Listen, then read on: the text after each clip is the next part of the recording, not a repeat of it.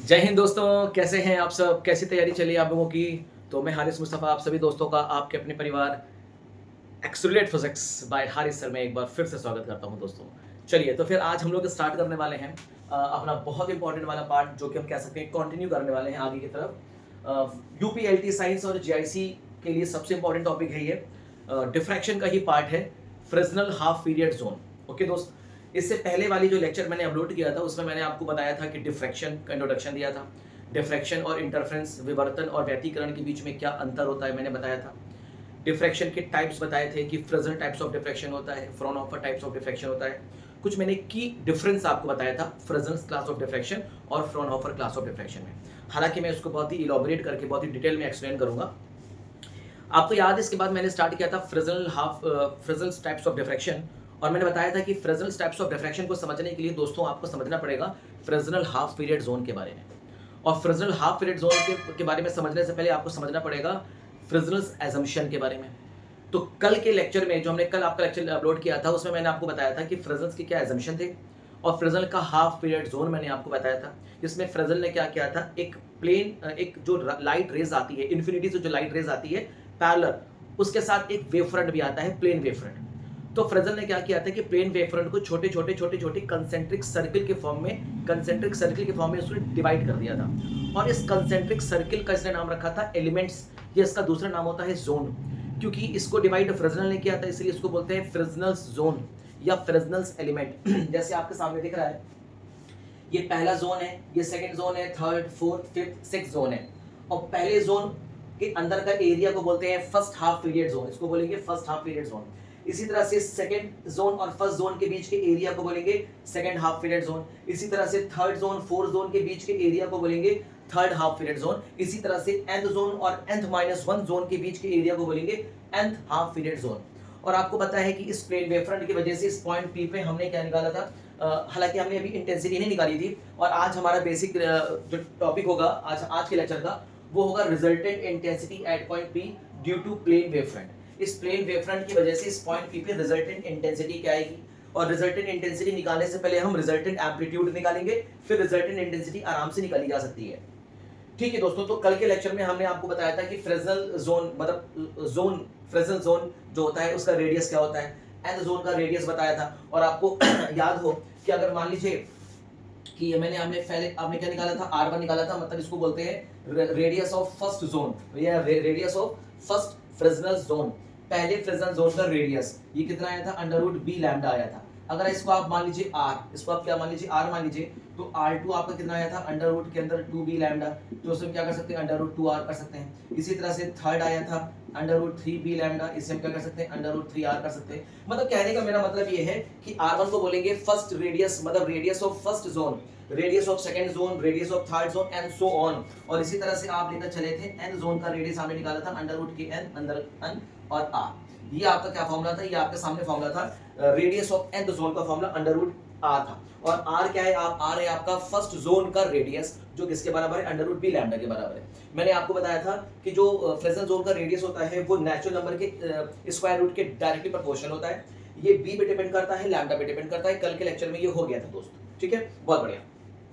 तो अगर इनका हम रेशियो निकालना चाहें, तो हम रेशियो कैसे निकालेंगे, r is to √2r is to √3r is to √4r is to √5r and so on। इस तरह से हम रेडियस का रेशियो निकाल सकते हैं, मतलब first radius, second radius, third radius और nth जोन के रेडियस का हम रेशियो निकाल सकते हैं। ये कल के लेक्चर में हमने डिस्कस किया था। और आपको याद है कि कल ही के लेक्चर में हमने आपको ये भी बता दिया था कि फर्स्ट हाफ पीरियड जोन का एरिया क्या होता है, और फर्स्ट हाफ पीरियड जोन का जो एरिया होता है वो कांस्टेंट होता है। और आपको याद होना चाहिए फर्स्ट हाफ पीरियड जोन का area, second half period zone का area, third half period zone का एरिया और nth हाफ पीरियड जोन का एरिया बिल्कुल सेम होता है। तो nth हाफ पीरियड जोन के एरिया क्या आया था, b लैम्डा, कितना आया था दोस्त, पाई b लैम्डा आया था। तो ये कल का हमारा डेरिवेशन था। और आप ये जानते हैं कि चाहे हम फर्स्ट हाफ पीरियड जोन का एरिया की बात करें तो भी पाई बी लैम्डा होगा, अगर हम सेकंड हाफ पीरियड जोन के एरिया की बात करें तो भी पाई बी लैम्डा होगा, अगर हम थर्ड हाफ पीरियड जोन के एरिया की बात करें तो वो भी पाई बी लैम्डा होगा, इस तरह से सो ऑन। और nth हाफ पीरियड जोन के एरिया की बात करेंगे तो वो भी कितना होगा, पाई बी लैम्डा होगा। इसका मतलब area of half period zone ये डिपेंड कर रहा है बी पे और लैम्डा पे। इस पे हमने कल काफी चर्चा भी करी थी। उम्मीद है कि यहाँ तक आपको चीजें समझ में आ गई होंगी। चलिए, तो आज का हमारा जो बेसिक लेक्चर है, आज का बेसिक लेक्चर हमारा क्या है कि इस पॉइंट पी पे और इस वेव फ्रंट की वजह से इस पॉइंट पे रिजल्टेंट एम्पलीट्यूड कैसा होगा। दोस्तों, मैंने आपको कल बताया था कि फर्स्ट हाफ पीरियड जोन से जो भी वेवलेट्स निकलती हैं, सेकेंडरी वेवलेट्स निकलती हैं, इस पॉइंट पी पे पहुंचती हैं, अपना कुछ एम्पलीट्यूड देती हैं। इसी तरह से सेकंड हाफ पीरियड जोन से कुछ वेवलेट्स निकलती हैं, इस पॉइंट पी पे अपना कुछ एम्पलीट्यूड देती हैं। इस थर्ड हाफ पीरियड जोन से कुछ वेवलेट्स निकलती हैं, अपना कुछ एम्पलीट्यूड देती हैं। इसी तरह से एंड हाफ पीरियड जोन से कुछ वेवलेट्स निकलती हैं, अपना कुछ एम्पलीट्यूड यहाँ पे प्रोवाइड करती हैं पॉइंट पी पे। और दोस्तों, मैंने आपको ये भी बताया था कि जो कंसेक्यूटिव जोन्स होते हैं या दो कंसेक्यूटिव जोन के बीच में पाथ डिफरेंस कितना होता है, λ/2 का होता है। मतलब फर्स्ट हाफ पीरियड जोन और सेकंड हाफ पीरियड जोन से जो वेवलेट्स निकल रही हैं, उनके बीच में पाथ डिफरेंस कितना होगा, λ/2 का होगा। अब आप देखिए सेकंड हाफ पीरियड जोन क्या है आपके सामने, ये है सेकंड हाफ पीरियड जोन। देखिए बहुत ध्यान से, सेकंड हाफ पीरियड जोन क्या है आपके सामने, ये है सेकंड हाफ पीरियड जोन। तो सेकंड हाफ पीरियड जोन और फर्स्ट हाफ पीरियड जोन से निकलने वाली वेवलेट्स के बीच में पाथ डिफरेंस कितना होगा, λ/2 का होगा। ठीक है, और मान लीजिए ये एंगल कितना है दोस्त, ये एंगल है थीटा।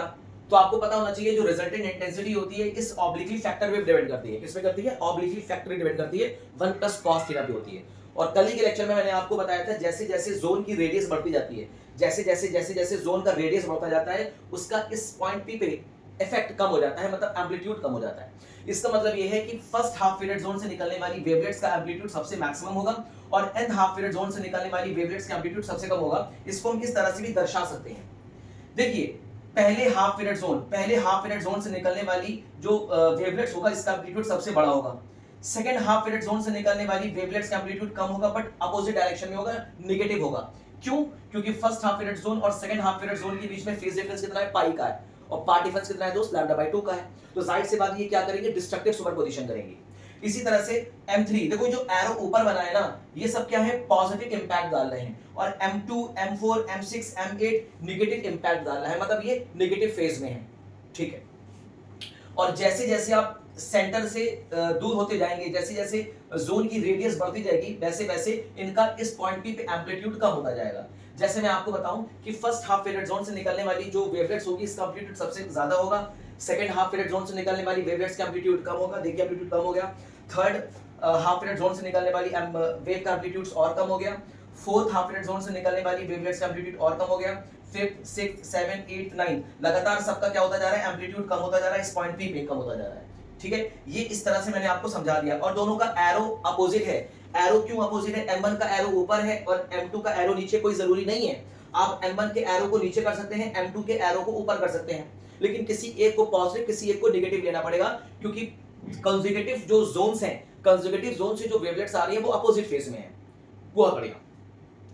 तो इसका मतलब ये है दोस्तों कि अगर हम रिजल्टेंट निकालना चाहें, हम क्या निकालना चाहें, अगर रिजल्टेंट निकालना चाहें तो हम रिजल्टेंट कैसे निकाल सकते हैं, इस पॉइंट पी पे इस प्लेन वेव फ्रंट की वजह से जो रिजल्टेंट होगा वो कैसे निकालेंगे, according to the principle of superposition अध्यारोपण के सिद्धांत के अनुसार इस पॉइंट पी पर इस प्लेन वेव फ्रंट की वजह से जो रिजल्टेंट होगा वो कितना हमने माना है, यहाँ पे हमने माना है m। तो let m be the resultant amplitude at point p। At point p पे क्या रिजल्टेंट एम्पलीट्यूड है, एंड मान लिया कि m1, m2, m3 और mn be the resultant be the amplitude at point p due to first half period zone, second half period zone, third half period zone, dot dot dot dot and half period zone. ठीक है दोस्त, अब according to the principle of superposition, according to the principle of superposition, according to the principle of superposition, superposition के principle के अनुसार तो resultant amplitude क्या हो जाएगा दोस्त, m is equals to m1। m1 क्या है दोस्त, m1 is the amplitude of the secondary wave from first half period zone. पहले हाफ पीरियड जोन से आने वाली वेवलेट्स का एम्पलीट्यूड है। इसके बाद जो सेकेंडरी वेवलेट्स या सेकेंड हाफ पीरियड जोन से आने वाली जो वेवलेट्स का एम्पलीट्यूड क्या होगा, m2, लेकिन नेगेटिव में। ऐसा नेगेटिव में क्यों होगा, इसलिए होगा क्योंकि वो अपोजिट फेज में है। तो आप यहाँ पे क्या लिखेंगे, -m2 कर देंगे। इसी तरह से थर्ड हाफ पीरियड जोन से आने वाली जो वेवलेट्स है उसका एम्पलीट्यूड क्या होगा, m3, जो m1 के सेम फेज में होगा। बोलो ठीक है, इस तरह से हम क्या कर देंगे दोस्त, m3 कर देंगे। इस तरह से फोर्थ हाफ पीरियड जोन से निकलने वाली वेवलेट्स का एम्पलीट्यूड m4 होगा, जो कि नेगेटिव में हो जाएगा। ये आपने क्या कर दिया, नेगेटिव में कर दिया। इस तरह से डॉट डॉट डॉट डॉट। हमने ये मान लिया, हमने ये एज्यूम कर लिया कि हमारी जो आखिरी वेवलेट, आखिरी जो जोन है, जो आखिरी जोन है बिल्कुल एक प्लेन वेवफ्रंट का जो लास्ट का जोन है वो एक ऑड नंबर है। मान लीजिए टोटल इसमें टोटल 19 जोन है, 19 जोन है। तो पहला जोन, दूसरा, तीसरा, चौथा, पांचवा, छठा, सातवां, आठवां, डॉट डॉट डॉट 19वां जोन। और 19वां जोन क्या है? हमारा ऑड नंबर है। तो हमने ये मान लिया कि हमारा जो आखिरी वाला जोन है वो कैसा है? एक ऑड नंबर का है। तो अब यहाँ पे क्या लिख लेंगे? एम एन कर देंगे, और यहाँ पे आप लिखेंगे एन इज ऑड। क्या लिख लेंगे दोस्त? N is odd. हम यहाँ पे ये भी मान सकते हैं कि हमारा आखिरी वाला जोन एक इवन है, तो हम क्या मान के चलेंगे? एन इज इवन ले लेंगे, कोई दिक्कत नहीं। क्लियर है? बात समझ में आ गई? अब आपने एन को ऑड लिया है, इसलिए एम एन को हमने यहाँ पे क्या लेंगे? हम पॉजिटिव लेके चलेंगे। क्यों? क्योंकि जो हमारा ऑड नंबर का जोन है, अगर आप ऑड नंबर के जोन को देखिए, पहला half period zone, third half period zone, fifth half period zone, seventh half period zone, dot dot dot dot 19 half period zone, सब किसमें है? पॉजिटिव में है। सब किसमें? पॉजिटिव में, इसलिए पॉजिटिव है। आप चाहें तो आप ये भी कर सकते हैं कि जो पॉइंट पी पे रिजल्टेंट एम्पलीट्यूड होगा वो मान लीजिए m1 minus m2 plus m3, आप ऐसे ही कर सकते हैं, बिल्कुल ऐसे कर सकते हैं, डॉट डॉट। इसी तरह से आप यहाँ पे क्या करेंगे? आप माइनस लगा के m4 कर दीजिएगा, और फिर यहाँ पे आप करेंगे डॉट डॉट डॉट, और यहाँ पे आप माइनस लगा के mn कर दीजिएगा, और यहाँ फिर आपको लिखना पड़ेगा n इज इवन। क्या लिखना पड़ेगा दोस्त? n इज इवन करना पड़ेगा, बस। ये माइनस लगाना पड़ेगा। क्यों? क्योंकि आपको पता है, हमने ये मान लिया है कि हमारा जो आखिरी वाला जोन है एक इवन नंबर है, और आपको देख रहे हैं कि इवन नंबर पे हमारा एम्पलीट्यूड कैसा है? नेगेटिव है, इसलिए इवन नंबर पे एम्पलीट्यूड कैसा होगा दोस्त? नेगेटिव होगा। तो आप चाहे ये मान के करिए, चाहे आप ये मान करिए, दोनों बात सेम है, आंसर दोनों से सेम आएगा, जो रिजल्टेंट एम्पलीट्यूड आएगा दोनों से बिल्कुल सेम आने वाला है। और दोस्त मैं भी आपको ये बताता चलूं, आप ये देख रहे हैं कि जैसे जैसे हम सेंटर से दूर बढ़ते जा रहे हैं जैसे जैसे जोन की रेडियस बढ़ती जा रही है, उस जोन की रेडियस जैसे जैसे बढ़ती जा रही है, उसका इस पॉइंट पे एम्पलीट्यूड कम होता जा रहा है। देखिए देखिए, सबसे ज्यादा एम्पलीट्यूड फर्स्ट जोन से है, और सबसे कम एम्पलीट्यूड देखिए 9 जोन से है। इसका मतलब आखिरी वाला जोन का जो एम्पलीट्यूड होगा वो और भी कम होगा। इतना कम होगा, इतना कम होगा कि इसको हम निग्लेक्ट मान सकते हैं। हम इसको क्या मान सकते हैं? निग्लेक्ट मान सकते हैं। तो इसका मतलब इस जोन से जो वेव आ रही है, तो उसका एम्पलीट्यूड हम इसको क्या मान सकते हैं? निग्लेक्ट मान सकते हैं। हम इसको भी क्या मान सकते हैं? निग्लेक्ट मान सकते हैं। ठीक है दोस्त, बात समझ में आ रही है? बहुत बढ़िया। तो यहां तक उम्मीद है आपको समझ में आ रही होगी। तो चाहे आप ये करिए, चाहे आप ये करिए, दोनों बातें सेम है। तो हम एक काम करने जा रहे हैं, इन दोनों में से हम कोई एक लेके चलेंगे। तो हम ये लेके चल रहे हैं, हम ये मान रहे हैं कि हमारा जो आखिरी वाला जोन है वो एक ऑड नंबर है। ठीक है जहां तक चीजें समझ में आती हैं। अब दोस्त हम एक काम कर सकते हैं, इसमें देखिए कुछ एक बढ़िया चीज क्या करते हैं, यहाँ पे आप देख रहे हैं कि पहले वाले जोन से आने वाली जो वेवलेट्स का एम्पलीट्यूड, सेकंड जोन से आने वाली वेव का एम्पलीट्यूड, थर्ड जोन से आने वाली वेव का एम्पलीट्यूड, एंड फोर्थ जोन से आने वाली वेव का एम्पलीट्यूड एक सीरीज में बना हुआ है। किसमें बना हुआ है? एक सीरीज में बना हुआ है। इसका मतलब है कि जो ये एम्पलीट्यूड्स बन रहा है m1, m2, m3, m4 dot dot dot dot mn, ये किसमें है? एक एपी बना रहा है। क्या बना रहा है? एक एपी, मतलब अरिथमेटिक प्रोग्रेशन बना रहा है। मतलब इनके बीच में डिफरेंस कैसा आ रहा है? कांस्टेंट डिफरेंस आ रहा है। एक सीक्वेंस से डिक्रीज कर रहे हैं, मतलब पहले सबसे इंक्रीज, फिर धीरे धीरे धीरे धीरे धीरे डिक्रीज कर रहे हैं। तो क्या इनके एम्पलीट्यूड्स एक सीक्वेंस में नहीं आ रहे?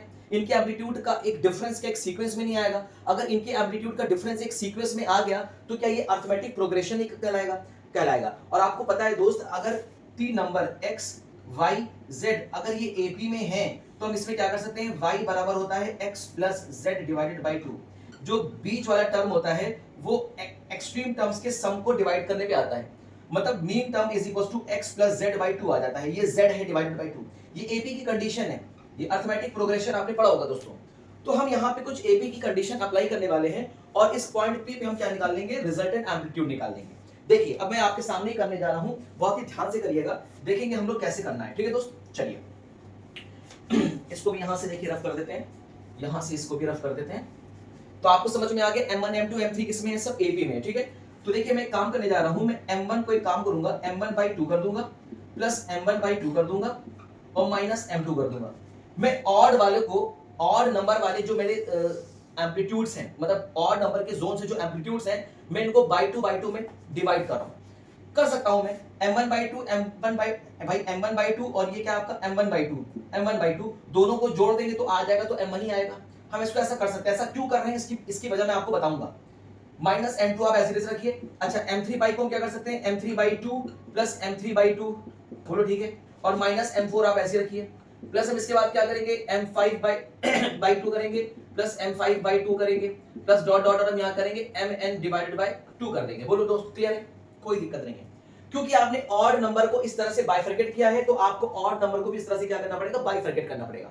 तो mn/2, और इससे पहले क्या होगा? mn/2 भी होगा। अब आप इसको पकड़िए, कैसे पकड़ेंगे? इसको पकड़िए और आप किसको पकड़ेंगे दोस्त? आप इसको पकड़ लीजिए। देखिए ये m/2 है, आप ये पकड़ लीजिए। ये देखिए, ये दिखाई दे रहा है, m1/2 minus m2 plus m3/2। हमने ऐसा क्यों किया? हमारा ऐसा करने का एक रीजन था। क्या रीजन था? क्योंकि आप जानते हैं कि ये जो m1, m2, m3, m4 dot dot dot dot mn ये किसमें है दोस्त? AP में है। किसमें? AP में। अगर ये AP में है तो क्या मैं कह सकता हूं कि m2 बराबर होगा m1 plus m3 divided by 2? बिल्कुल होगा। क्या मैं m2 की जगह पे m1 प्लस m3/2 कर सकता हूं? बिल्कुल कर सकता हूं।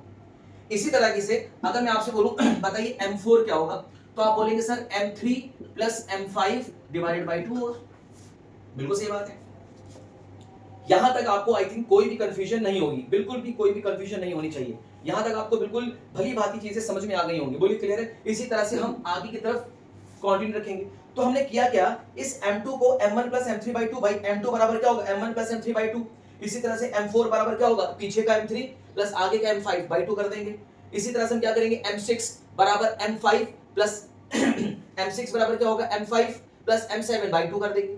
इसी तरह से m8 बराबर क्या हो जाएगा? m7 plus m9 divided by 2 करेंगे, सो ऑन आगे की तरफ चलेंगे। हम ऐसा क्यों कर रहे हैं? हम ऐसा इसलिए कर रहे हैं क्योंकि हम इस m2 की वैल्यू को यहां पुट कर सकते हैं, इस m4 की वैल्यू को यहां पुट कर सकते हैं। चलिए अब हम अगर इनकी वैल्यूज को यहां पे पुट कर दे तो हमें क्या मिलेगा? देखिए m is equal to m1/2 plus m1/2 minus m2 की जगह पे हम क्या करेंगे? माइनस m1/2 माइनस m3/2 और यहां पे हम क्या कर देंगे? प्लस m3/2 को एज इट इज लिख लेंगे, कोई दिक्कत नहीं होगी दोस्तों। ब्रैकेट को क्लोज कर लेंगे। अब हम किसका साइन लगाएंगे? प्लस का साइन लगाएंगे। अब इस m4 की जगह पे हम क्या लिखेंगे? m3 प्लस m5/2 कर देंगे। करके देखिए तो ये आपको हो जाएगा m3/2 minus m3/2 minus m5/2 plus m5/2 bracket close कर लेंगे और यहां पे डॉट डॉट क्या करेंगे? mn डिवाइडेड बाय 2 हो जाएगा। बहुत बढ़िया तरीके से। अब आप देखिए क्या क्या कैंसिल हो गया? ये कैंसिल हो गया, ये कैंसिल हो गया, m3/2 से प्लस m3/2 कैंसिल हो गया, इससे ये कैंसिल हो गया। ये सारे टर्म्स आपस में क्या हो जाएंगे दोस्त? कैंसिल होते चलेंगे, कैंसिल होते चलेंगे, एकदम कैंसिल हो जाएंगे। और आखिरी में आपका क्या बाकी रहेगा? ये बाकी रहेगा और शुरुआत में ये बाकी रहेगा बस। और सब बीच के सारे टर्म्स क्या होंगे? कैंसिल आउट हो जाएंगे। ठीक है, चलिए अब हम इसको हम आगे की तरफ कंटिन्यू करते हैं। यहां पे लिख देते हैं, इसको आप कॉपी कर लीजिएगा।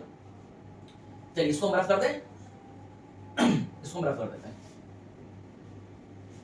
देखिए आप हो सकता हो कंफ्यूज हो रहे हो कि सर आपने m1 को प्लस क्यों लिया, आपने m2 को माइनस क्यों लिया? आप दोस्त m1 को माइनस ले सकते हो, लेकिन फिर m2 को आपको प्लस लेना पड़ेगा। m3 को माइनस ले लेना, फिर m4 को प्लस लेना पड़ेगा, m5 को माइनस ले लेना, m6 को प्लस लेना पड़ेगा। तो अगर किसी एक को प्लस ले रहे हो तो उसके कंसेक्यूटिव में उसको माइनस लेना पड़ेगा, क्योंकि जो कंसेक्यूटिव जो सक्सेसिव हमारे जोन्स हैं, सक्सेसिव जोन्स के बीच में जो पाथ का डिफरेंस है वो λ/2 और फेज का डिफरेंस पाई है। तो आपको ये ध्यान चीजें देखनी पड़ेंगी।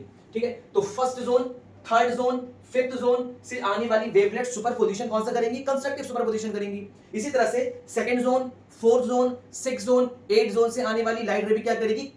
कंस्ट्रक्टिव सुपरपोजिशन करेगी। लेकिन first zone, second zone, third zone, fourth zone, fifth zone, six zone, seven zone, eight zone, इनसे आने वाली वेवलेट्स क्या करेंगी दोस्त? डिस्ट्रक्टिव सुपरपोजिशन करेंगी। तो इंपैक्ट किसका ज्यादा होगा? प्रभाव किसका ज्यादा होगा? कंस्ट्रक्टिव सुपरपोजिशन का प्रभाव सबसे ज्यादा होगा। क्यों ऐसा होगा मैं आपको बताता हूं। देखिए फर्स्ट जोन वाला जो होगा ना वो किसके साथ कंस्ट्रक्टिव करेगा? थर्ड जोन के साथ भी करेगा और फिफ्थ जोन के साथ भी करेगा और सेवेंथ जोन के साथ भी करेगा। बोलो ठीक है। इसी तरह से नाइन्थ जोन के साथ भी करेगा। अब आप एक बात देखिए, ये थर्ड जोन वाला जो होगा वो किसके साथ कंस्ट्रक्टिव सुपरपोजिशन कर सकता है? ये फिफ्थ के साथ भी कंस्ट्रक्टिव करेगा, सेवेंथ के साथ भी कंस्ट्रक्टिव करेगा, नाइन्थ के साथ भी करेगा, 11th के साथ भी करेगा। इसी तरह से फिफ्थ जोन से आने वाली वेवलेट्स ये किसके साथ सुपरपोजिशन कर सकती हैं? सेवेंथ के साथ करेंगी, नाइन्थ के साथ करेंगी, 11th के साथ करेंगी, 13th के साथ करेंगी, सो ऑन। तो इतना ज्यादा देखिए प्रोबेबिलिटी किसकी ज्यादा है? कंस्ट्रक्टिव सुपरपोजिशन की प्रोबेबिलिटी बहुत ज्यादा है। इसी तरीके से हम, ये तो हमारा ऑड हो गया। इसी तरीके से second zone, fourth zone, six zone, eight zone से आने वाली वेवलेट्स भी क्या करेगी? कंस्ट्रक्टिव सुपरपोजिशन करेगी। सेकंड जोन वाला फोर्थ के साथ, सिक्स के साथ, एट के साथ, 10 के साथ कंस्ट्रक्टिव सुपरपोजिशन कर सकता है। फोर्थ जोन से आने वाली वेवलेट्स सिक्स के साथ, एट के साथ, 10 के साथ, 12 के साथ, इवन नंबर वाली जोन के साथ कंस्ट्रक्टिव करेगी। इसी तरह से सिक्स जोन से आने वाली वेवलेट्स 10 जोन के साथ, 12 के साथ, 14 के साथ, इवन नंबर के जोन के साथ कंस्ट्रक्टिव करेगी। तो इंपैक्ट किसका ज्यादा है दोस्त? इंपैक्ट सबसे ज्यादा कंस्ट्रक्टिव सुपरपोजिशन का है। तो आपको क्या समझ में आया कि P पर क्या मिलेगा आपको? कंस्ट्रक्टिव सुपरपोजिशन मिलेगा दोस्त आपको। यहाँ पे ब्राइट फ्रिंज मिलने वाली है। बोलो क्लियर है? बहुत बढ़िया। तो यहाँ पे ये समझाने का थोड़ा सा ऐसा तरीका है इवन दो आपको समझ में आ गया होगा क्योंकि ऑलरेडी आप ग्रेजुएट हो, आपने एमएससी किया हुआ है, आप किसी ना किसी इंस्टीट्यूट में पढ़ा रहे हो, किसी ना किसी डिग्री कॉलेज में पढ़ा रहे हो, तो बेसिक नॉलेज आपको होगी। खैर हम इसको आगे की तरफ कंटिन्यू करते हैं। तो रिजल्टेंट एम्पलीट्यूड बराबर आपको बचेगा सिर्फ m1/2 प्लस mn/2 बचेगा। अब आप सुनो एक बात ध्यान से, एक बात बताओ, आपको फ्रेस्नेल का assumption याद है? फ्रेस्नेल ने बोला था जैसे जैसे ये एंगल बढ़ता जाएगा, जैसे जैसे एंगल बढ़ता जाता है cos थीटा की वैल्यू क्या होती है दोस्त? कम होती जाती है। और ऑब्लिक्विटी फैक्टर क्या होता है? 1 plus cos theta is the obliquity factor होता है। और जैसे जैसे ये वैल्यू कम होती जाएगी, इस पॉइंट P पे रिजल्टेंट एम्पलीट्यूड कम होता जाएगा। मतलब रिजल्टेंट एम्पलीट्यूड नहीं, मतलब इंडिविजुअल जो एम्पलीट्यूड होगा, इंडिविजुअल जोन से आने वाली वेवलेट्स का एम्पलीट्यूड कम होता जाएगा। जैसे देखिए ये थीटा छोटा है तो यहां से आने वाली वेवलेट्स का एम्पलीट्यूड सबसे ज्यादा होगा। जैसे जैसे थीटा बढ़ता जाएगा हमारी 90 हो गया, अब कितना हो जाएगा 1। तो इसका मतलब आखिरी जोन से आने वाली वेवलेट्स का एम्पलीट्यूड इस पॉइंट पे सबसे कम होगा। इसका मतलब nth जोन से आने वाली वेवलेट्स का एम्पलीट्यूड तो बिल्कुल भी जीरो हो जाएगा। अप्रॉक्सीमेट हम क्या मानेंगे? जीरो मानेंगे। तो यहां से आने वाली वेवलेट्स mn मतलब nth जोन से आने वाली वेवलेट्स का एम्पलीट्यूड क्या हो जाएगा दोस्त? लगभग अप्रॉक्सीमेट जीरो हो जाएगा। तो आपको क्या मिलेगा? m = m1/2 मिलेगा। सबसे इंपॉर्टेंट रिजल्ट आपके सामने ये है, यही चीज मैंने आपको यहां पे दिखाई हुई है। इसका मतलब इस पॉइंट P पे जो रिजल्टेंट एम्पलीट्यूड है ना, वो m1/2 है। इसका मतलब पूरे वेवफ्रंट की वजह से इस पॉइंट P पे जो एम्पलीट्यूड आ रहा है m, वो किसके इक्वल है? वो फर्स्ट हाफ पीरियड जोन से आने वाली वेवलेट्स के एम्पलीट्यूड का आधा है। इसका मतलब हो गया कि इस पॉइंट P पे जो रिजल्टेंट एम्पलीट्यूड है वो सिर्फ फर्स्ट जोन से आने वाली वेवलेट्स के एम्पलीट्यूड ही है, उसका आधा है। इसका मतलब second zone, third zone, fourth zone, fifth, sixth, seventh zone से आने वाली वेवलेट्स सब कैंसिल आउट हो गई। इसका मतलब इंपैक्ट सिर्फ किसका है? फर्स्ट जोन से आने वाली वेवलेट्स के एम्पलीट्यूड का ही इंपैक्ट यहां पे देखने को मिल रहा है। मेरे दोस्तों इस बात का ध्यान रखिएगा, पूरे वेवफ्रंट की वजह से इस पॉइंट P पे जो रिजल्टेंट एम्पलीट्यूड होगा वो किसके इक्वल होगा? सिर्फ और सिर्फ फर्स्ट हाफ पीरियड जोन से आने वाली वेवलेट्स के एम्पलीट्यूड का आधा होगा। बोलो क्लियर है? जैसे मान लो मैंने बोला कि इस प्लेन वेवफ्रंट की वजह से इस पॉइंट P पे एम्पलीट्यूड है 2 मिलीमीटर, एज्यूम कर लो 2 मिलीमीटर है। तो बताओ फटाफट से मुझे फर्स्ट हाफ पीरियड जोन से आने वाली वेवलेट्स का एम्पलीट्यूड कितना होगा? वहां से निकाल सकते हैं। यहां पे आपको हो जाएगा 2 मिलीमीटर, क्रॉस मल्टीप्लाई कर देंगे 4 मिलीमीटर। इसका मतलब फर्स्ट हाफ पीरियड जोन से आने वाली वेवलेट्स का एम्पलीट्यूड कितना हो जाएगा? 4 मिलीमीटर हो जाएगा दोस्त। यहां से आप इसको ये भी लिख सकते हैं m1 = 2m। बोलो क्लियर है? यहां पे m क्या है दोस्त? यहां पे m है resultant amplitude of at point P due to this wavefront, due to wavefront ABCD। Wavefront ABCD के वजह से इस पॉइंट P पे रिजल्टेंट एम्पलीट्यूड है। m1 क्या है? m1 है आपका amplitude of the secondary waves which is coming from first half period zone. First half period zone से आने वाली सेकेंडरी वेवलेट्स का एम्पलीट्यूड है। बाकी सारे जोन से आने वाली वेवलेट्स का एम्पलीट्यूड सब कैंसिल आउट हो गया। तो आपको सिर्फ क्या मिलेगा? फर्स्ट हाफ पीरियड जोन से आने वाली वेवलेट्स का एम्पलीट्यूड मिल सकता है 2 × m। ये बहुत ही इंपॉर्टेंट रिलेशन है, इसको आप स्टार बना के लिखिए, क्वेश्चन इससे रिलेटेड आपको देखने को मिल सकता है। इसका मतलब आप यहां से खुद देख लीजिए कि सब बीच में कैंसिल हो गए, m2, m3, m4, m5, m6, m7 dot dot dot सब कैंसिल आउट हो गए। इस पॉइंट P पे जो इंपैक्ट है, सबसे ज्यादा जो प्रभाव है, किसका प्रभाव है? सबसे ज्यादा प्रभाव है सेंटर पे, जो फर्स्ट जोन से आने वाली वेवलेट्स का एम्पलीट्यूड है उसके आधे का प्रभाव यहां पे दिखाई पड़ रहा है दोस्त। ठीक है, बात समझ में आ रही है? तो आपका ये रिजल्टेंट एम्पलीट्यूड का फॉर्मूला ये हो गया और फर्स्ट जोन से आने वाली वेवलेट्स के एम्पलीट्यूड का फॉर्मूला आपको ये हो गया। अगर आपको मान लीजिए फर्स्ट जोन से आने वाली वेवलेट्स का एम्पलीट्यूड पता हो और आपको रिजल्टेंट पूछा जाए तब आप ये फॉर्मूला लगाइएगा।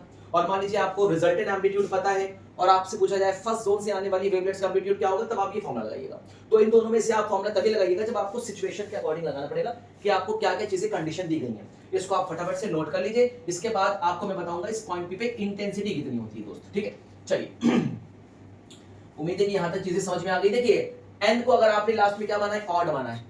ठीक है, हम n को इवन मानेंगे ना तो भी सॉल्व कर सकते हैं, बहुत ही आराम से सॉल्व कर लेंगे। ठीक है, चलिए अब हम निकालने वाले इस पॉइंट P पे intensity due to this wave front, क्योंकि हमारा मेन मकसद क्या है? हमें निकालना है रिजल्टेंट इंटेंसिटी निकालना है। एम्पलीट्यूड निकल गया तो इंटेंसिटी आराम से निकाल सकते हैं। आपको पता है resultant intensity is proportional to क्या होता है दोस्त? एम्पलीट्यूड का स्क्वायर होता है। ये फॉर्मूला आप पहले जान चुके हैं। और आप ये भी जानते हैं कि जो इंटेंसिटी होती है वो फ्रीक्वेंसी के स्क्वायर की भी क्या होती है? डायरेक्टली प्रोपोर्शनल होती है। मतलब जिस सोर्स से लाइट वेव निकल रही सोर्स की फ्रीक्वेंसी के भी डायरेक्टली प्रोपोर्शनल हो सकती है इंटेंसिटी। ये दो फॉर्मूला याद रखिएगा दोस्त। ठीक है, अच्छा, अभी आपने रिजल्टेंट, ये क्या है रिजल्टेंट एम्पलीट्यूड और ये क्या है रिजल्टेंट इंटेंसिटी। तो बताइए आई बराबर क्या हो जाएगा दोस्तों? आई बराबर क्या हो जाएगा? के एम स्क्वायर हो जाएगा, के कोई कांस्टेंट मान लेते हैं और के एम स्क्वायर, और m बराबर आप क्या जानते हैं? m बराबर है m1/2, उठा के पुट करिए तो हो जाएगा m1/2 का होल स्क्वायर, ये हो जाएगा k m1 square divided by 4। k कोई कांस्टेंट, इसका मतलब intensity is proportional to m1 square by 4। बहुत इंपॉर्टेंट है, नोट करिए इसको। इसका मतलब हो गया कि अगर आपको ये दिया गया कि मान लीजिए फर्स्ट हाफ पीरियड जोन, आपसे दिया गया फर्स्ट हाफ पीरियड जोन से आने वाली वेवलेट्स का एम्पलीट्यूड दिया गया है और इस पॉइंट पे इंटेंसिटी क्या होगी, तो आप डायरेक्ट फॉर्मूला लगा के निकाल सकते हैं, I = m1/4 से। ठीक है दोस्त। अच्छा, इसकी तरह आप एक चीज और कर सकते हैं, क्या कर सकते हैं? m1 square is equal to 4i कर सकते हैं। सो m1 बराबर आपका क्या हो जाएगा? 2√i हो जाएगा। ये भी आप फॉर्मूला यूज कर सकते हैं। बोलो दोस्त, ठीक है। अगर आपको रिजल्टेंट इंटेंसिटी पता है, एट पॉइंट पी पे रिजल्टेंट इंटेंसिटी पता है और आपसे ये पूछा जा रहा है कि बताइए फर्स्ट हाफ पीरियड जोन से आने वाली वेवलेट्स का एम्पलीट्यूड क्या होगा, तो आप ये फॉर्मूला लगा दीजिएगा दोस्त। ठीक है, चलिए m1 भाई फर्स्ट वेवलेट्स मतलब फर्स्ट जोन से आने वाली वेवलेट्स का एम्पलीट्यूड पता है तो उसका इंटेंसिटी भी होगी, तो m1 और i1 के बीच में रिलेशन होगा, m1 इज प्रोपोर्शनल टू क्या होगा? m1i² होगा। तो आपके सामने क्या आ जाएगा दोस्त? अंडर रूट के अंदर i1 is proportional to m1 आ जाएगा, तो इसके जगह हम i1 लिख सकते हैं। तो आपको क्या मिलने मिलेगा? आपको मिलेगा अंडर रूट के अंदर i1 is proportional to 2√i। बोलो क्लियर है? और यहां से मिलेगा i, यहां पे लिख देना i1, ठीक है ना, तो i1 is proportional to 4i मिल जाएगा। चलो फटाफट से देखो, बहुत इंपॉर्टेंट है। अब ये I1 क्या है दोस्त? ये I1 है इंटेंसिटी ऑफ वेवलेट्स। कहां से आ रही है? फर्स्ट हाफ पीरियड जोन से आने वाली वेवलेट्स की इंटेंसिटी है। I क्या है दोस्त? I इंटेंसिटी है एट पॉइंट बी पे रिजल्टेंट इंटेंसिटी। किसकी वजह से? पूरे वेवफ्रंट की वजह से इस पॉइंट बी पे रिजल्टेंट इंटेंसिटी है। तो इससे रिलेटेड भी आपके सामने क्वेश्चंस देखने को मिल सकते हैं। तो आपके सामने बहुत ढेर सारे फॉर्मूले बन गए हैं, तो आप बस एक ही चीज याद रखिएगा, मैं कहूं आपको एक ही चीज याद रखिएगा, ये अगर आप ये याद रखेंगे तो आप सब कुछ निकाल लेंगे। रिजल्टेंट एम्पलीट्यूड बराबर क्या हो जाएगा? m1/2, बस खत्म, इसके अलावा और कुछ नहीं रखना है। तो ये आपका हो गया सबसे ज्यादा important, resultant intensity at point P due to the plane wavefront ABCD। तो कैसे निकाला आपने? प्रिंसिपल ऑफ सुपरपोजिशन यूज किया और इंडिविजुअल जोन से, इंडिविजुअल हाफ पीरियड जोन से आने वाली वेवलेट्स का एम्पलीट्यूड सबका सम कर दिया। सबका सम करने के बाद आपने रिजल्टेंट एम्पलीट्यूड निकाल दिया। क्लियर है? बहुत ही बढ़िया। तो यहां तक आपको चीजें समझ में आ गई होंगी और ये रिजल्टेंट आपके सामने आ गया। ठीक है दोस्त, अब सबसे इंपॉर्टेंट मैं आपको बताना चाहता हूं कि अब हमारा मेन टारगेट ये है कि इस प्लेन वेवफ्रंट से आने वाली जो वेवलेट्स हैं, मतलब इस प्लेन वेवफ्रंट को छोटे छोटे मैंने जो सर्कल्स में बांटा है, जैसे जोन कहते हैं, तो जोन से आने वाली जो वेवलेट्स हैं उनका रिजल्टेंट एम्पलीट्यूड आपने निकाल दिया। अगर आप इस पॉइंट पी पे इंटेंसिटी बढ़ाना चाहते हैं, आप चाहते हैं कि इस वेवफ्रंट से आने वाली जो वेवलेट्स हैं उसका इस पॉइंट पे इंटेंसिटी और ज्यादा मिल जाए, मतलब इस 4i का डबल मिल जाए, मतलब किसका डबल मिल जाए? इसका डबल मिल जाए। कैसे करेंगे? कैसे करेंगे? बहुत ही अच्छा तरीका है, बहुत ही अच्छा तरीका है। कैसे करेंगे? हमें उसके लिए बनाना पड़ेगा जोन प्लेट। क्या बनाना पड़ेगा दोस्त? जोन प्लेट बनाना पड़ेगा। अपने को समझना पड़ेगा ये जोन प्लेट क्या है। तो हमारा नेक्स्ट टॉपिक है जोन प्लेट। अब ये जोन प्लेट क्या है? जोन प्लेट है practical application of Fresnel's half period zone. Fresnel's के हाफ पीरियड जोन का ये प्रैक्टिकल एप्लीकेशन है। हम इसको बहुत जगह पे यूज करेंगे, बहुत एप्लीकेशन में यूज करेंगे। हम इसको सबसे इंपॉर्टेंट एप्लीकेशन में यूज करते हैं कि इस पॉइंट पे अगर आपको इंटेंसिटी बढ़ानी है, इस प्लेन वेवफ्रंट की वजह से इस पॉइंट पे इंटेंसिटी बनानी है, तो हम क्या यूज करेंगे? जोन प्लेट बनेंगे। और एक जोन प्लेट का एक प्लेन शीट के ऊपर हम क्या करते हैं? जोन प्लेट बना देते हैं कंसेंट्रिक सर्किल, मतलब इस पॉइंट पी पे हम गोला प्रकार रखेंगे और b प्लस λ/2 का एक सर्किल बना देंगे। तो ये b प्लस λ/2 का एरिया रेडियस का एक सर्किल हो गया। इसी तरह से इस पॉइंट पी पे रखेंगे b प्लस 2λ/2 का हम एक सेकंड जोन बना देंगे। इस पॉइंट पी पे रखेंगे b प्लस 3λ/2 का एक थर्ड जोन बना देंगे। तो हम जोन का कंस्ट्रक्शन भी कर सकते हैं। अब जोन प्लेट हम लोग समझेंगे ये जोन प्लेट है क्या, इसके यूजेस क्या हैं, नेगेटिव जोन प्लेट क्या होता है और पॉजिटिव जोन प्लेट क्या होता है, हम जोन प्लेट क्यों बनाते हैं, सबसे ज्यादा इंपॉर्टेंट हम लोग ये देखेंगे। ठीक है, फिर उसके बाद हम लोग नेक्स्ट लेक्चर में समझेंगे कि जोन प्लेट की वर्किंग क्या है वर्किंग जोन प्लेट की, जोन प्लेट और कॉन्वेक्स लेंस में क्या डिफरेंस है, जोन प्लेट की फोकल लेंथ कैसे निकालते हैं, क्योंकि जोन प्लेट भी एक कॉन्वेक्स लेंस की तरह बिहेव करता है। ये भी लाइट रेज को कन्वर्ट करता है और कॉन्वेक्स लेंस भी लाइट रेज को कन्वर्ट करता है।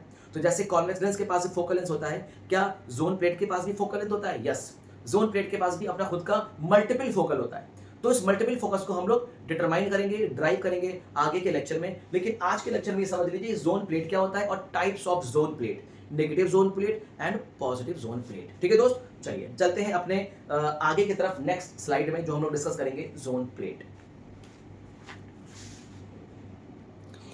चलिए दोस्तों, देखिए जोन प्लेट क्या होता है। जोन प्लेट हमारा एक प्रैक्टिकल एप्लीकेशन है फ्रिजनल्स हाफ पीरियड जोन के हाइपोथेटिकल एजम्पशन की। तो ये फ्रजल का एक हाइपोथेटिकल एजम्पशन था, हाफ पीरियड जोन। इसको प्रैक्टिकल वे में लाने के लिए, इससे रिलेटेड एक डिवाइस बनाने के लिए, या एक ऐसा डिवाइस बनाया जो पूरी तरीके से बेस्ड था फ्रिजनल हाफ पीरियड जोन पे। लेकिन इस डिवाइस को इस तरह से डिज़ाइन किया गया कि किसी पॉइंट पी पे इंटेंसिटी को बढ़ाया जा सके। तो इन्होंने क्या किया कि आपको पता है, ये हमारे पास एक प्लेन वेव फ्रंट है जिसको फ्रेजल ने छोटे छोटे छोटे छोटे कंसेंट्रिक सर्कल्स में बांट दिया था, जिसको उन्होंने नाम रखा था जोन। और इस इंडिविजुअल हाफ पीरियड जोन से आने वाली वेवलेट्स के इस पॉइंट पे आपने रिजल्टेंट एम्पलीट्यूड निकाला था, और वो रिजल्टेंट एम्पलीट्यूड कितना आया था, फर्स्ट हाफ पीरियड जोन से आने वाली वेवलेट्स के एम्पलीट्यूड का आधा आया था। हम कुछ ऐसा करें कि अल्टरनेटिव ऑर्डर, मतलब अल्टरनेटिव ऑर्डर से आने वाली वेवलेट्स को कट ऑफ कर दें। कहने का मेरा मतलब है कि हम या तो ऐसा करें कि फर्स्ट जोन से आने वाली वेवलेट्स, थर्ड जोन से आने वाली वेवलेट्स और फिफ्थ जोन से आने वाली वेवलेट्स, मतलब ऑड जोन से आने वाली वेवलेट्स को किसी तरह से कट ऑफ कर दें। अब कट ऑफ कैसे करेंगे? पुताई करके, पेंट करके। इससे फायदा क्या होगा? इससे फायदा ये होगा, एट पॉइंट पी पे इंटेंसिटी बहुत तगड़े तरीके से बढ़ जाएगी। या फिर इवन जोन से आने वाली वेवलेट्स को कट ऑफ कर दीजिए, जैसे second half period zone, six half period zone, at half period zone से आने वाली वेवलेट्स को कट ऑफ कर दें। कैसे कट ऑफ करें? Second half period zone, fourth half period zone, six, 8, 10, 12 even number के जोन को आप पुताई कर दें, पेंट कर दें।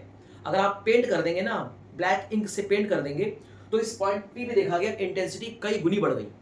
तो हमारा मेन टारगेट ये था कि प्लेन वेवफ्रंट की वजह से इस पॉइंट पे भी हमें इंटेंसिटी बढ़ाना। तो कुछ ऐसा किया जाए जिससे कि इस प्लेन वेवफ्रंट से हमारी क्या बन जाए, इस पॉइंट पे भी इंटेंसिटी बढ़ जाए।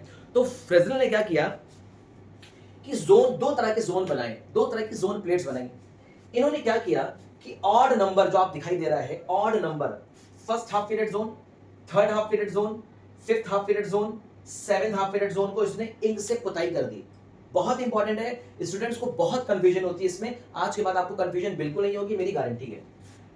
फ्रेस्नेल ने क्या किया, first half period zone, third half period zone, fifth, seven, मतलब ऑड नंबर के जोन से आने वाली जितनी भी वेव थी, सेकेंडरी वेव थी, इसने सबको क्या किया, ब्लॉक कर दिया। कैसे किया ब्लॉक?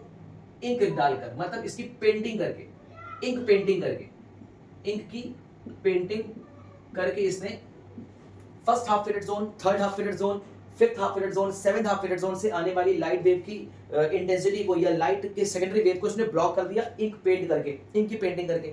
इसका मतलब अब वेवलेट्स कहां से आ रही है? अब वेवलेट्स आ रही है second half period zone, fourth half period zone, sixth half period zone, at half period zone और इवन नंबर के हाफ पीरियड जोन से वेवलेट्स आ रही हैं।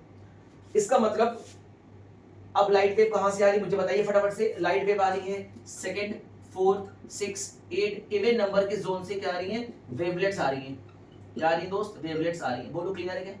वेवलेट्स आ रही हैं और ये आपस में क्या कर रही है, सुपर पोजिशन कर रही है। और जब ये सुपर पोजिशन करेंगे तो आपको पता है, आपको पता है कि ये कंस्ट्रक्टिव सुपर पोजिशन करेंगी। अगर कंस्ट्रक्टिव सुपर पोजिशन करेंगी तो ब्राइटनेस बढ़ जाएगी, एम्पलीट्यूड बढ़ जाएगा, इंटेंसिटी बढ़ जाएगी। तो फ्रेस्नेल ने क्या किया कि alternative order, alternative half period zone को उसने पेंट कर दिया। तो ऐसा जोन प्लेट जिसके ऑड नंबर को इंक से पेंट कर दिया जाए और इवन नंबर को ट्रांसपेरेंट छोड़ दिया जाए। इवन नंबर को क्या किया जाए दोस्त? ट्रांसपेरेंट छोड़ दिया जाए, ट्रांसपेरेंट छोड़ दिया जाए। तो ऐसे जोन को बोलते हैं नेगेटिव हाफ पीरियड जोन। बहुत इंपॉर्टेंट है, याद रखिएगा। नेगेटिव हाफ पीरियड जोन का मतलब आप समझिए कि वेवलेट्स कहां से आ रही है, इवन नंबर की जोन प्लेट्स, मतलब इवन नंबर की हाफ पीरियड जोन से आ रही है। और ऑड नंबर को हमने इसको क्या कर दिया है, ब्लॉक कर दिया। कैसे ब्लॉक किया? इंक पेंट करके इसको ब्लॉक कर दिया। ब्लैक कलर की इंक देखिए मैंने पेंट किया, मैंने फर्स्ट हाफ पीरियड जोन को पेंट कर दिया, थर्ड हाफ पीरियड जोन को पेंट कर दिया, फिफ्थ हाफ पीरियड जोन को पेंट कर दिया, सेवेंथ हाफ पीरियड जोन को पेंट कर दिया। इसके बाद हमारा ये नाइन्थ हाफ पीरियड जोन है, मैं इसको भी क्या करूंगा दोस्त, पेंट कर दूंगा। तो यहां से जो वेवलेट्स आ रही थी ना, सब क्या हो गई है, ब्लॉक हो गई है। सब क्या हो गई है, ब्लॉक। यहां से मैंने इसको भी क्या कर दिया, ऐसे पेंट कर दिया। तो पेंट करने से हुआ क्या? पेंट करने से ये हुआ कि first half period zone, third half period zone, fifth half period zone और seventh half period zone, ninth half period zone या ऑड नंबर की हाफ पीरियड जोन से आने वाली वेवलेट्स ब्लॉक हो गई। और जैसी ब्लॉक हो गई तो कहां से वेवलेट्स आ रही थी, इवन नंबर के हाफ पीरियड जोन से वेवलेट्स आ रही थी और आपस में कंस्ट्रक्टिव सुपरपोजिशन कर रही थी। और वहां पे आपको क्या देखने को मिल रहा था, पॉइंट पी पे इंटेंसिटी कई गुना बढ़ गई। तो कौन सा जोन बढ़िया है, ये वाला जोन बढ़िया है कि ये वाला जोन बढ़िया है? जाहिर सी बात है ये वाला जोन बढ़िया है, क्योंकि हमारा मेन मकसद या फ्रेजल का मेन मकसद ये था कि पॉइंट पी पे इंटेंसिटी को बढ़ाना, इस प्लेन वेवफ्रंट की वजह से पॉइंट पी पे इंटेंसिटी को बढ़ाना। दूसरा जोन हमने क्या किया, दूसरा जोन हमने ये किया कि हमने इस बार क्या किया, इस बार हमने उसको जस्ट अपोजिट कर दिया। पहले हम क्या कर रहे थे, पहले हम ऑड नंबर को पेंट कर रहे थे या इसकी वेवलेट्स को ब्लॉक कर रहे थे। अब हम उल्टा करेंगे। उल्टा क्या करेंगे, इस पॉजिटिव हाफ पीरियड जोन के केस में हम फर्स्ट जोन से, थर्ड जोन से, फिफ्थ जोन से, सेवन जोन से, मतलब ऑड जोन से आने वाली वेवलेट्स को हम ट्रांसपेरेंट छोड़ देंगे। क्या करेंगे दोस्त, इसको ट्रांसपेरेंट छोड़ देंगे। इस वाले जोन में जो ऑड नंबर की जो हाफ पीरियड जोन्स हैं उसको हम ट्रांसपेरेंट छोड़ देंगे। वहां से वेवलेट्स आएगी, आपस में सुपरपोजिशन करेगी, कंस्ट्रक्टिव इंटरफेरेंस कर देगी। इस बार हमने किसको ब्लॉक किया, इवन नंबर वाली हाफ पीरियड जोन से आने वाली वेवलेट्स को हमने पेंट लगा के ब्लॉक कर दिया। तो देखिए सेकंड हाफ पीरियड जोन से, फोर्थ हाफ पीरियड जोन से, सिक्स्थ हाफ पीरियड जोन से आने वाली वेवलेट्स को हमने क्या कर दिया, ब्लॉक कर दिया बाय पेंटिंग करके। तो हमने किसको ब्लॉक किया, हमने सेकंड हाफ पीरियड जोन से 4 6 dot dot dot even number की जितनी भी हमारी हाफ पीरियड जोन से आने वाली वेवलेट्स को हमने क्या कर दिया दोस्त, यहाँ पे हमने इसको ब्लॉक कर दिया है। हमने इसको ब्लॉक कर दिया, कैसे ब्लॉक कर दिया, इंक को पेंट करके, इंक की पेंटिंग करके हमने इसको ब्लॉक कर दिया। ठीक है, ऐसा करने का मेन मकसद क्या था, ऐसा करने का मेन मकसद ये था कि मैंने आपको पहले ही बताया था दोस्त, कि आपको मैंने बताया था कि फर्स्ट हाफ पीरियड जोन और सेकंड हाफ पीरियड जोन से आने वाली वेवलेट्स कैसी होती हैं, अल्टरनेटिव पाई का इनका फेज डिफरेंस होता है और लैम्डा बाय 2 का पार्ट डिफरेंस होता है। But first half period zone, third half period zone, fifth half period zone, seventh half period zone से आने वाली वेवलेट्स सेम फेज में होती हैं तो कंस्ट्रक्टिव इंटरफेरेंस करेंगी, या फिर second half period zone, fourth half period zone, sixth half period zone या एथ हाफ पीरियड जोन से आने वाली वेवलेट्स भी कंस्ट्रक्टिव सुपरपोजिशन करेंगी। तो कुछ ना कुछ ऐसे किया जाए जिससे कि हमारा इंटरफेरेंस का पैटर्न में जो इंटरफेरेंस कह रहे हैं, मतलब जो इंटेंसिटी है एट पॉइंट पी पे वो बढ़ जाए। वो तभी बढ़ सकती है, वो तभी पॉसिबल हो सकती है जब इसको हम इस वे में बनाएंगे। तो फ्रेजल ने क्या किया, जोन प्लेट को दो वे में कैटेगराइज किया, नेगेटिव हाफ पीरियड जोन और पॉजिटिव हाफ पीरियड जोन में। एक बार इसने अल्टरनेटिव ऑर्डर की जो जोन्स थी उसको ब्लैक कर दिया, और दूसरे में क्या किया उसने, अल्टरनेटिव जोन्स को फिर से ब्लैक कर दिया। जैसे नेगेटिव हाफ पीरियड जोन में क्या किया उसने, जितने भी ऑड नंबर्स की जो जोन्स थी या ऑड नंबर के जितने भी हाफ पीरियड जोन्स थे उसको उसने पेंट कर दिया। जब ऑड नंबर के जोन्स हाफ पीरियड जोन को पेंट करेंगे तो ट्रांसपेरेंट क्या रह जाएगा, इवन नंबर वाला हाफ पीरियड जोन ट्रांसपेरेंट रह जाएगा, तो वहां से वेवलेट्स आएंगी। तो ऐसे जोन प्लेट को बोला जाता है नेगेटिव जोन प्लेट। बोलो क्लियर है, बहुत बढ़िया। इसी तरह से अगर मान लीजिए हमने इस बार क्या किया कि first half period zone, third half period zone, fifth half period zone, मतलब ऑड नंबर के हाफ पीरियड जोन से आने वाली वेवलेट्स को हमने छोड़ दिया एज इट इज, मतलब उनके सामने ट्रांसपेरेंट ग्लास लगा दिया। किसको हमने इस बार ब्लॉक कर दिया, इवन नंबर की हाफ पीरियड जोन से आने वाली वेवलेट्स को हमने ब्लॉक कर दिया बाय द पेंट करके। तो ये भी क्या करेंगे, कंस्ट्रक्टिव सुपरपोजिशन करेंगे, ये भी क्या करेंगे, कंस्ट्रक्टिव सुपरपोजिशन करेंगे। दोनों की यूजेस क्या है, दोनों की यूजेस सेम ही है, और दोनों की यूजेस में दोनों की पर्टिकुलर यूजेस वही है, इंटेंसिटी को बढ़ाना, पॉइंट पी पे इंटेंसिटी को बढ़ाना। ये भी क्या कर रही है, पॉइंट पी पे इंटेंसिटी को बढ़ा रही है, और ये भी क्या कर रही है, पॉइंट पी पे इंटेंसिटी को बढ़ा रही है। बोलो क्लियर है दोस्त। अब ये वाली जो जोन प्लेट्स होती हैं, चाहे नेगेटिव चाहे पॉजिटिव, ये पॉइंट पी पे इंटेंसिटी को कैसे बढ़ा देती हैं। चलिए अब हम लोग ये देखते हैं कि पॉइंट पी पे इंटेंसिटी को कैसे बढ़ा देती हैं। ठीक है दोस्त, तो चलिए आगे की तरफ हम लोग चलते हैं और ये देखने की कोशिश करते हैं कि ये दोनों जो जोन्स हैं, चाहे वो नेगेटिव हो चाहे वो पॉजिटिव, इस पॉइंट पे इंटेंसिटी को कैसे बढ़ा देती हैं। ठीक है, ये हमारा आएगा इसके बाद के स्लाइड में।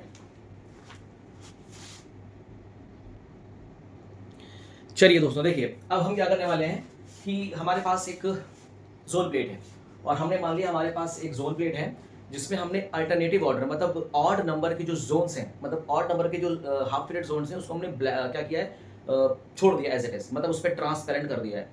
किसको ब्लॉक किया है हमने इवन नंबर को जोन को ब्लॉक कर दिया। जैसे हमने 2 को, 4 को, 6 को, 8 को, 10 को डॉट डॉट, मतलब इवन नंबर को हमने क्या किया है दोस्त, ब्लॉक कर दिया है।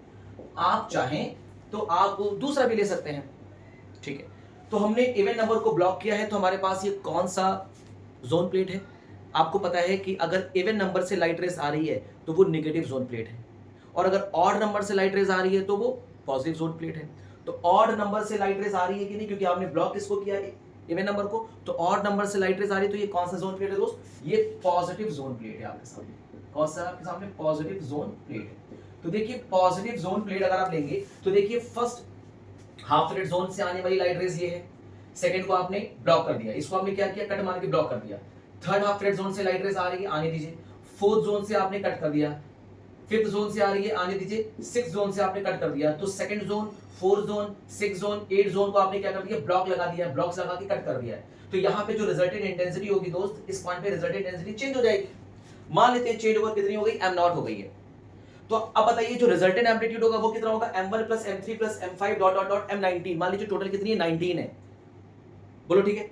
तो इसका मतलब अपने m2 वाले को m4 वाले मतलब second half period zone, fourth half period zone, six half period zone से आने वाली जब वेवलेट्स को आपने ब्लॉक कर दिया, तब उसकी इंटेंसिटी जीरो हो जाएगी। मतलब उसकी इंटेंसिटी जीरो नहीं होगी, उस पॉइंट पी की उसकी इंटेंसिटी जीरो हो जाएगी, क्योंकि second half period zone, six half period zone, at half period zone से जब वेवलेट्स ब्लॉक हो रही हैं तो पॉइंट पी पर पहुंच ही नहीं रही हैं। जब पॉइंट पी पे नहीं पहुंचेंगी तो पॉइंट पी पर उनकी इंटेंसिटी क्या हो जाएगी, जीरो।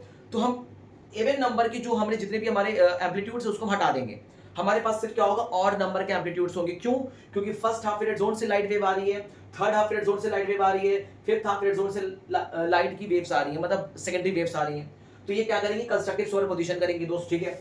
मान लीजिए आपने जब पहले वेवफ्रंट लिया था, जब आपने ये फर्स्ट हाफ पीरियड जोन था, सेकंड हाफ जोन था, थर्ड जोन था, फिफ्थ जोन था, जब सबकी लाइट वेव आ रही थी, यहाँ पे जैसे लाइट वेव इसकी आ रही थी, इसकी आ रही थी, इसकी आ रही थी, इसकी आ रही थी, तो यहाँ पे क्या हो रहा था कि टोटल रिजल्टेंट एम्पलीट्यूड आप निकाल लेते, कैसे, m is equals to m1 minus m2 plus m3 minus m4 dot dot dot mn।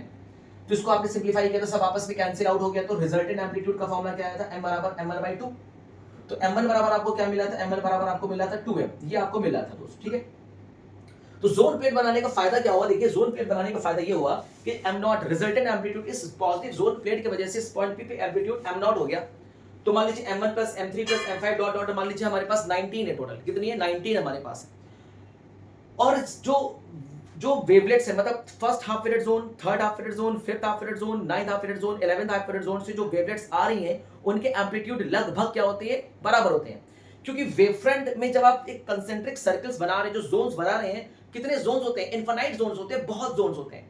जब बहुत जोन होंगे तो शुरुआत के जो होंगे ना, शुरुआत के 20, 25, 50 जो जोन्स होंगे उसके जो एम्पलीट्यूड्स होंगे लगभग सेम होंगे। फिर धीरे धीरे धीरे धीरे जैसे हम सेंटर से दूर होते जाएंगे वैसे वैसे एम्पलीट्यूड कम होता जाएगा। लेकिन स्टार्टिंग का जो हमारे पास जोन होगा उसके एम्पलीट्यूड लगभग क्या होंगे दोस्त, सेम ही सेम होंगे। इसका मतलब फर्स्ट हाफ पीरियड जोन से आने वाली वेव का amplitude, third half period zone से आने वाली वेव का amplitude, fifth half period zone से आने वाली वेव का एम्पलीट्यूड, सबका आपस में क्या होगा, लगभग बराबर होगा। और लगभग अगर बराबर होगा तो बताइए 1 से लेकर 19 के बीच में टोटल कितने ऑड नंबर आते हैं, 10 आते हैं। तो m नॉट बराबर हो जाएगा 10m1, बोलो क्लियर है, बहुत बढ़िया। तो m नॉट बराबर 10m1 हो गया, और m1 बराबर आपको क्या दिखाई दे रहा है, 2m दिखाई दे रहा है। तो m1 बराबर रख देंगे 2m, आ जाएगा 20m। इसका मतलब जो रिजल्टेंट एम्पलीट्यूड इस जोन प्लेट की वजह से, जो रिजल्टेंट एम्पलीट्यूड था m नॉट, इस प्लेन वेवफ्रंट की वजह से जो एम्पलीट्यूड था उसका कितना गुना हो गया, इसका कितना गुना हो गया, देखिए 20 टाइम्स ऑफ m हो गया है। m किसके बराबर था, m आपका किसके बराबर था, m/2 था ना। तो कितना गुना बढ़ गया, आप खुद यहां से इमेजिन कर पा रहे हैं और खुद यहां पे समझ पा रहे हैं, तो कितना ज्यादा एम्पलीट्यूड बढ़ चुका है। तो रिजल्टेंट एम्पलीट्यूड बढ़ा कि कम हुआ, बढ़ गया, बोलो क्लियर है। अब पहले तो एम्पलीट्यूड कितना था, m1 का आधा था, यहाँ पे कितना हो गया, m का 20 गुना हो गया। तो बताइए m1 कितना गुना हो जाएगा, 10 गुना हो जाएगा। भाई इंडिविजुअल m1 क्या है, फर्स्ट हाफ पीरियड जोन से आने वाली वेवलेट्स का एम्पलीट्यूड है। तो रिजल्टेंट एम्पलीट्यूड क्या हो गया, 10 टाइम्स हो गया, 10 गुना बढ़ गया। पहले क्या हो रहा था, m1 का आधा हो रहा था, लेकिन इस बार क्या होगा, m1 का 10 गुना हो गया। तो ये फायदे की चीज है कि नहीं, फायदा का सौदा है कि नहीं, हाँ फायदा का सौदा है। इसलिए जोन प्लेट इसलिए बनाया जाता है ताकि रिजल्टेंट एम्पलीट्यूड बढ़ जाए। अब सोचिए अगर रिजल्टेंट एम्पलीट्यूड बढ़ गया तो क्या इंटेंसिटी नहीं बढ़ेगी, बिल्कुल इंटेंसिटी बढ़ेगी। तो मान लीजिए इसकी वजह से इंटेंसिटी कितनी हो गई है, let it be I not हो गई है। तो I नॉट बराबर क्या होगा दोस्त, m नॉट का स्क्वायर होगा। तो I नॉट बराबर आपको क्या मिलेगा, m नॉट का स्क्वायर करेंगे तो आपको 20m का होल स्क्वायर मिलेगा दोस्त। I nought is proportional to 400m square, और m स्क्वायर किसके इक्वल हो जाएगा दोस्त, I के इक्वल हो जाएगा। तो I nought is proportional to 40I। बहुत इंपॉर्टेंट रिलेशन। पहले इंटेंसिटी कितनी मिल रही थी, I मिल रही थी, पहली इंटेंसिटी कितनी मिल रही थी, I मिल रही थी। और I इंटेंसिटी किसकी कितनी हो रही थी, आपको मैंने बताया था, ये हो रही थी आपकी I1/4 हो रही थी। पहले जो इंटेंसिटी मिली थी I, वो फर्स्ट हाफ पीरियड जोन से आने वाली वेव की इंटेंसिटी का 1/4 थी। लेकिन इस बार जो आपको इंटेंसिटी मिल रही है पॉजिटिव जोन प्लेट की वजह से, जो इंटेंसिटी मिल रही है I नॉट, वो पहले की तुलना में कितनी मिल रही है, 40 गुना मिल रही है, 40 टाइम्स मिल रही है। इसका मतलब इंटेंसिटी कितनी गुना हो गई है दोस्त, 40 टाइम्स इंक्रीज कर गई है। बहुत इंपॉर्टेंट टॉपिक है, इसको आप फटाफट से नोट कर लीजिए। इस वजह से हम क्या करते हैं, पॉजिटिव जोन प्लेट या नेगेटिव जोन प्लेट बनाते हैं। जैसे आपने पॉजिटिव जोन प्लेट बना के सिंपलीफाई किया, वैसे आप नेगेटिव जोन प्लेट बना के भी सिंपलीफाई कर सकते हैं। बस इसके अलावा और ज्यादा कुछ नहीं आपके सिलेबस में है। जोन प्लेट में आपसे लगभग इतनी चीज पूछी जाती है, types of zone plate, positive negative zone plate, उसकी वजह से जो इंटेंसिटी और एम्पलीट्यूड का फॉर्मूला होता है वो आपसे पूछा जा जाता है। अब इसकी वर्किंग हम सीखेंगे अपने नेक्स्ट लेक्चर में, इसकी वर्किंग देखेंगे और इसके मल्टीपल फोकस को ड्राइव करेंगे, मल्टीपल फोकस का फॉर्मूला भी देखेंगे, ठीक है। तो फिर और ये भी सीखेंगे कि क्या अंतर होता है कॉन्वेक्स लेंस और जोन प्लेट के बीच में, और क्या यूजेस होते हैं, क्या उपयोग होते हैं जोन प्लेट के बीच में, ठीक है दोस्त। चलिए तो फिर यहाँ पे हम आज की क्लास करते हैं समाप्त। पढ़ाई करते रहिए, तैयारी करते रहिए। All the very best.